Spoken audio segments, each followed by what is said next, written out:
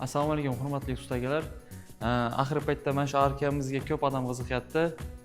Biroq yig'ilishga ko'p odam qiynalyapti. Buni bir qator yig'ilishini ko'rsataman. Birinchi qiladigan ishimiz yerdan 0 dan 19 sm tashlab chizib olamiz. Keyin 60 sm tashlab chizamiz, keyin 8 sm tashlab chizamiz. Tepadan pastga qarab 22 sm tashlab chizamiz. 15 lik karniz yopish uchun. Keyingi qiladigan ishimiz sapajogimizni 45 gradus kesib, xuddi shunday yopishtirib olasizlar. Belog'imizni ham xuddi shunday 15 sm lik karnizimizni ham xuddi shunday qilib yopishtirib olasizlar.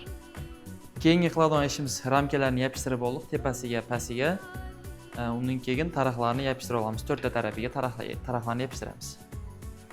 Ikkita burchakdan 7 sm dan tashlaymiz, o'rtadan 10 sm tashlab ikkiga bo'lamiz. Ikki tarafga xuddi shunday qilib ramka yopishtirib olamiz, 8 sm ramkamizni. Keyingi qiladigan ishimiz arkamizning sentriga 27 sm lik medalyonimizni yopishtirib olamiz. Medalyonimiz yopishtirilib bo'lgandan keyin 15 sm lik karnizimizni 45 gradus kesib, mashina to'xtatiladi. Keyingi qiladigan ishimiz har bir ramkamiz o'rtasiga plastrimizni yopishtiramiz, mana shunday konvert kesib yopishtirib olamiz. Bu arkamizga kolonna qo'yiladigan qilib mo'ljallaganmiz, shu bilan bu arkamiz bitdi.